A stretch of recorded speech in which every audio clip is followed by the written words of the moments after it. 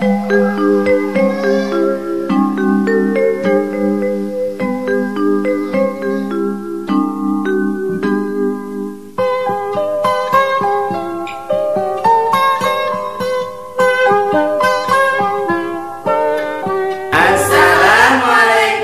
warahmatullahi wabarakatuh. Selamat pagi anak-anak. Pada pagi hari ini kita kembali lagi bersama dengan Saya Pak Riki. saya, Bu Nuri, Dan saya, Bu Resti. Kami akan membimbing kalian pembelajaran dalam jaringan daring. Setiap hari kita harus Semangat! tepuk semangat. Semangat! Semangat! Sebelum belajar, kita berdoa dulu yuk. mari bersama-sama mengucapkan basmalah. Bismillahirrahmanirrahim. Setelah berdoa, mari kita perhatikan pepatah berikut. At-ta'allamu fis-shaghiri ka'annaqshi 'alal hajari. Belajar di waktu kecil bagaikan mengukir di atas batu. As-sabru yu'inu ala kulli amalin. Sabar menolong setiap pekerjaan. Manjada wajada. Bila kamu bersungguh-sungguh, kamu akan memperoleh keberhasilan. Baik anak-anak, silahkan disimak video pembelajaran hari ini. Assalamualaikum warahmatullahi wabarakatuh. Apa kabar anak-anak? Nah, semoga selalu dalam keadaan sehat. Ayah, bunda juga semoga selalu dalam keadaan sehat dan selalu dilindungi oleh Allah Subhanahu wa taala, baik di dalam rumah maupun di luar rumah ketika sedang bekerja. Ya. Anak-anak juga harus semangat ya nak ya, harus semangat walaupun kita sedang dilanda wabah virus seperti ini, kita harus tetap semangat menuntut ilmu ya. Nah, kenapa kita harus menuntut ilmu sih Bu Resti? Kenapa kita harus semangat belajar? Iya nak, harus semangat belajar karena untuk menggapai cita-cita kamu. Karena masa depan bangsa Indonesia ada di tangan-tangan kamu ya, karena kamu adalah yang berperan di masa depan nanti, yang membawa Indonesia ini maju. Jadi harus anak mudanya harus berilmu dan kreatif. Nah, pada pembelajaran hari ini kita akan belajar tema 2, subtema 4, pembelajaran keempat dan kelima. Nah, kita masih belajar nih tentang bermain di tempat wisata. Kita judulnya bermain di tempat wisata. Kamu bisa membayangkan kan tempat wisata meskipun pada saat ini tidak memungkinkan banget untuk pergi ke wisata. Bahkan wisata pun sudah kembali ditutup karena adanya PSBB. Apa itu PSBB? PSBB adalah pembatasan sosial berskala besar. Jadi tidak boleh ada kerumunan sama sekali. Oke, kita mulai belajar ya nak. Sebelum memulai belajar, mari sama-sama kita membaca basmalah. Bismillahirrahmanirrahim. Nah, di sini ada tujuan pembelajaran. Tujuan pembelajaran kita pada hari ini, yang pertama, siswa dapat memahami keberagaman benda. Benda-benda, contohnya ada benda padat, cair, gas. Nah, kamu akan belajar tentang memahami keberagaman benda tersebut. Lalu yang kedua, siswa dapat mengetahui karya seni dari bahan alam. Bahan alam apa ya yang akan kita bahas pada hari ini? Lalu yang ketiga, siswa dapat memahami soal yang berkaitan dengan pembagian. Ya, materi hari ini masih berkaitan dengan pembagian. Yang keempat, siswa dapat menjauhi perilaku yang tidak sesuai dengan aturan di tempat wisata. Nah, kita juga akan belajar perilaku-perilaku yang tidak sesuai. Yang tidak sesuai itu dalam arti yang dilarang pada saat kamu berwisata. Oke? Sudah siap? Nah, di sini kita akan mengelompokkan benda sebagai benda cair dan gas. Mengelompokkan benda nih. di berbagai benda cair dan gas. Di sini ada perintahnya nih. Berilah tanda centang atau checklist pada gambar yang mengandung benda cair dan gas. Yang mengandung, jadi ada yang mengandung, maksudnya ada benda cair dan benda gas. Ya, kita kasih tanda centang atau checklist. Diperhatikan yuk nak gambarnya dulu. Oke yuk nak, diperhatikan gambarnya. Nah, kalau di buku paket, kau buka halaman 175. Nah, gambarnya sama persis ya. Nah, menurut kamu kira-kira mana gambar yang mengandung benda cair atau benda gas? Kamu kasih tanda checklist. Ambil pensilnya. Sudah? Gambar 1. Nah, ini gambar tangga ya. Kira-kira dia mengandung benda cair atau benda gas tidak? Tidak ya, kalau tidak dibiarkan saja. Sebelahnya, di sini ada gambar tangga, lalu ada perosotan. Nah, kira-kira mengandung benda cair atau benda gas tidak? Iya, tidak ya? Iya, berarti ini dikosongkan saja. Lalu di bawahnya ada gambar botol minum. Nah, di sini ada airnya nih, diisi air. Nah, ini kita kasih tanda checklist. Kalau air mengandung benda apa? Cair atau gas? Iya, betul, cair ya. Lalu ini kita kasih tanda checklist di sini.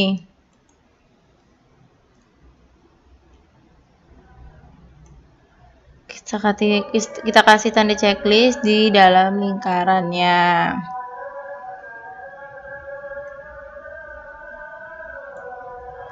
Lalu gambar sebelahnya. Nah, di sini ada balon.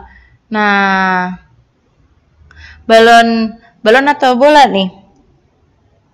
Ya, bola ya, bola yang plastik warna-warni itu. Nah, kira-kira di dalamnya itu terdapat benda apa? Iya, terdapat ada udaranya ya. Nah, udara itu adalah salah satu contoh dari benda gas. Berarti di sini kita kasih tanda checklist. Nah, bawahnya ini ada gambar spons. Spons. Nah, kalau spons itu adalah benda padat. Lalu gambar berikutnya, kira-kira ini gambar apa nak?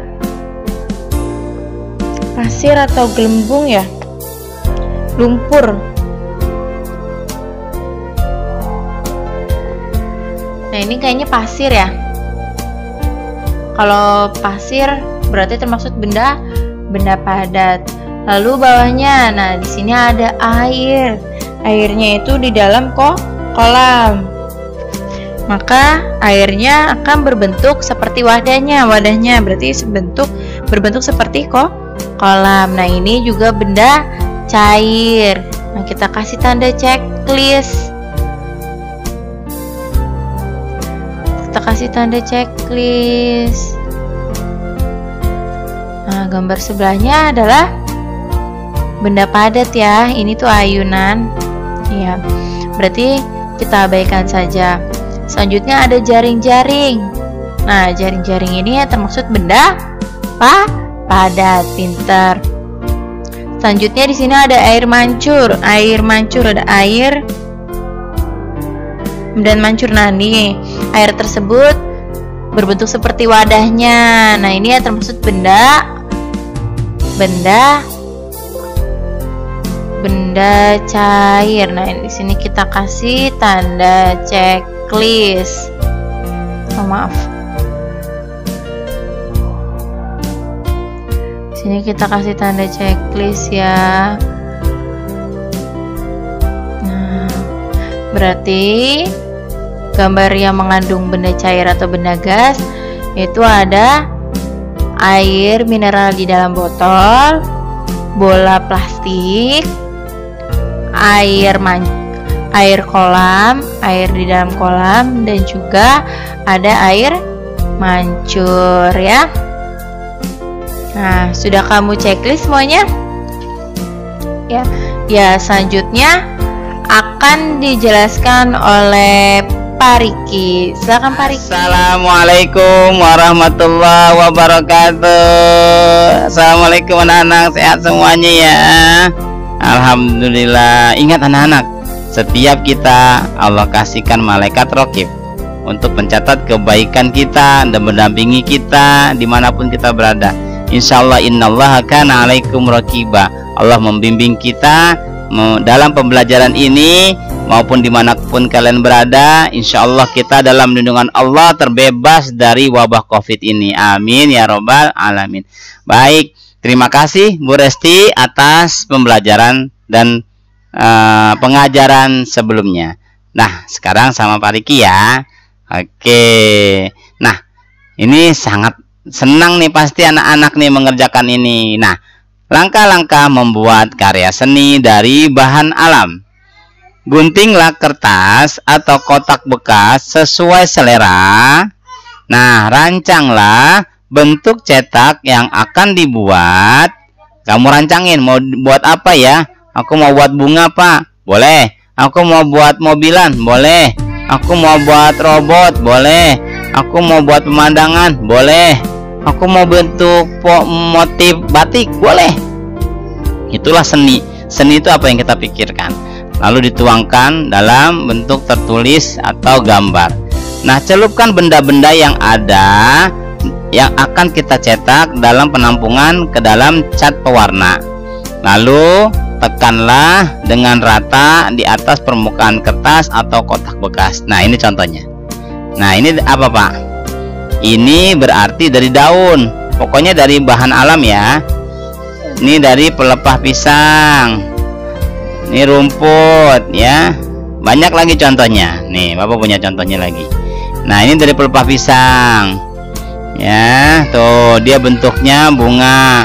Ini ada lagi bunga yang banyak lagi, indah.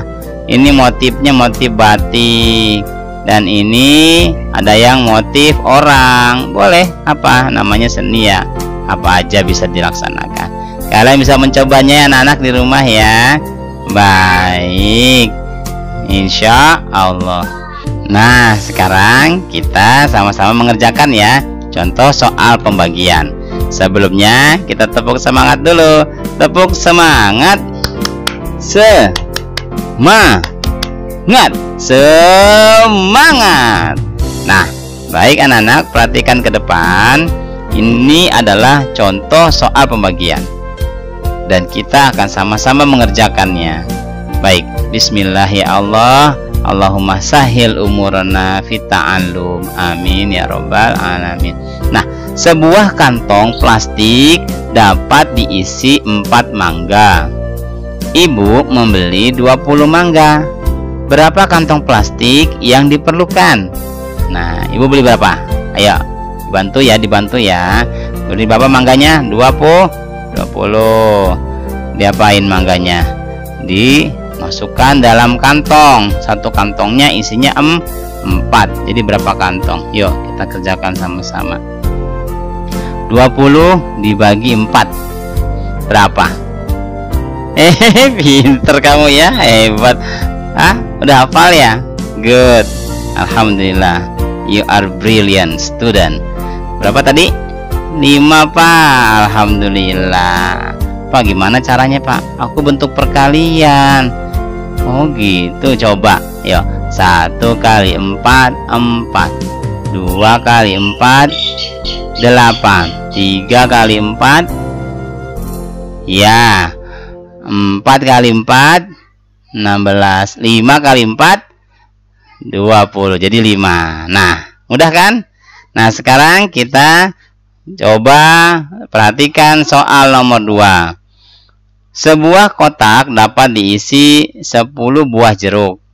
Berapa kotak yang diperlukan untuk menampung 50 buah jeruk? Nah, tulis nih 50. Berarti gimana, Pak? Dibagi 10. Pak Riki, aku mau cara ini dong, pengurangan. Boleh. Yuk. Yuk kita kerjakan sama-sama. Dibantu ya, 50 dikurangi berapa? 10. Ingat, pembagian adalah pengurangan yang berulang. 50 dikurangi 10 berapa? 40. Simpan 40. Sudah? Sudah disimpan? Sudah selesai belum, Pak? Belum. Kurangi lagi. Ya, Pak, disimpan di mana sih, Pak? Yaudah, tulis saya sini ya. Papa bantu deh nih. Oke, sebentar. Nih, Bapak bantu biar kamunya gampang. Tulis saya di bawahnya nih, di bawah sini. Nah, 40 ya. Habis itu, Pak, udah selesai, Pak? Belum. 40 dikurangi 10. Ingat sampai 0, harus sampai 0. 40 dikurangi 10 berapa? 30, Pak. Tulis di sini 30-nya. Nah, ini ya. Lalu apa, Pak? Kurangi lagi lah, Nak. 10 lagi. Udah selesai belum? Belum. 30 dikurangi 10 berapa? 20, Pak. Bentar. Tulis di sini 20. Udah selesai belum, Pak? Belum. Dikurangi 10 lagi. Berapa? 10. Nah, udah selesai? Belum. Ingat, harus sampai 0. Sampai 0. Nah, 10 dikurang 10 berapa? Sama dengan 0. Nah, sudah ya. Sekarang gimana, Pak, penyelesaiannya? Udah selesai. Gimana? Ya tinggal tulis jadi. Ini kita hapus ya, anak-anak ya. Oke. Nah, jadi 50 dibagi 10 berapa? Berapa kali 10-nya? Hitung. 1, 2, 3, 4, 5. Alhamdulillahirabbil alamin. Sangat mudah kan? Alhamdulillah. Pak, aku mau perkalian caranya. Boleh? Silahkan ya. Kalau memang kalian bisa, ada caranya, silahkan. Nah, sampai di sini dapat dipahami anak-anak ya. Nah, kalau kalian nggak paham, silahkan nanti putar lagi videonya.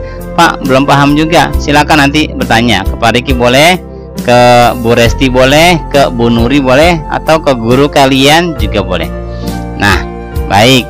Sampai di sini Bapak cukupkan dan pembelajaran akan dilanjutkan oleh Bu Nuri. Silakan Bu Nuri. Kasih penjelasannya Pak Riki. Kita lanjutkan soal matematika ya, Nak ya.